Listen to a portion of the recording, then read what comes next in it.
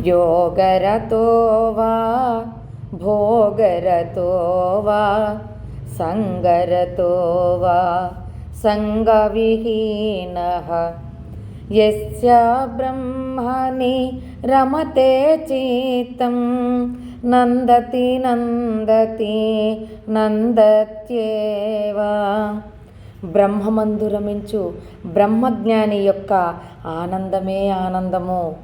అతడు యోగాభ్యాసరతుడై ఎప్పుడూ ధ్యాన సాధనలోనే భోగాలను అనుభవించేటువంటి వాడు, ఆత్మానందంలోనే ఆనందాన్ని పొందేటువంటి వాడు.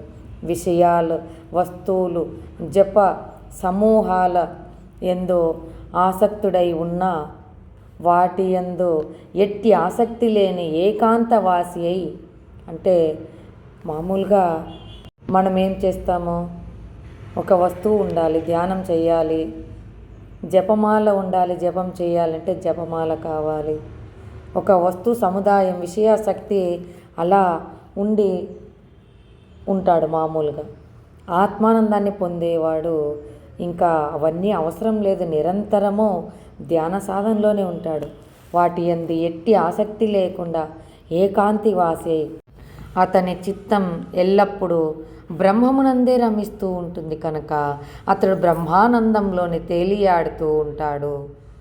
బ్రహ్మజ్ఞానం కలిగిన వ్యక్తి బ్రహ్మమందే ఎల్లప్పుడూ రమిస్తూ ఉంటాడు. తనలో తాను మాట్లాడుకుంటూ తనలో తాను ఆనందంగా ఉంటాడు. అతనికి బ్రహ్మ సత్యం, జగత్తు మిథ్య అనేది అర్థమైంది. ఈ లోకంలోని వ్యాపారాలన్నీ అనగా యోగ అభ్యాసాలు, భోగ అనుభవాలు, వస్తు విషయాలు, వ్యక్తులతో సంగమము అంటే కలిగి ఉండటము, ఎలాంటి సంగమము లేకుండా ఉండటము, ఇవి అన్నీ ఈ మిథ్య జగన్నాటకంలో నటనలే ఇవన్నీ అని తెలుసుకుని స్వప్నంలో మనకు గనక సంఘటనలు ఎంత నిజమో ఇవి కూడా అతని దృష్టిలో స్వప్నతుల్యాలే అని భావిస్తూ శరీరం కర్మ చేస్తున్న తాను మాత్రం దేనిని అంటకుండా సాక్షిగానే ఉంటాడు.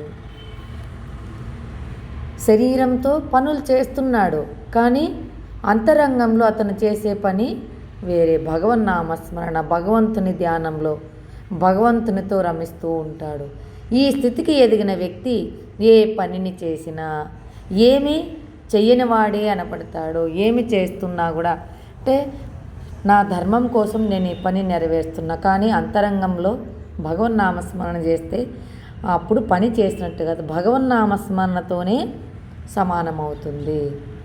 అతనికి దేని యందు కర్తృత్వ భోక్తృత్వ భావాలు ఉండవు కనుక అతడు లోక కళ్యాణం గురించే నిష్కామ కర్మ చేస్తూ ఉంటాడు కనుక అతని వలన ఏ దుష్కర్మ జరగదు.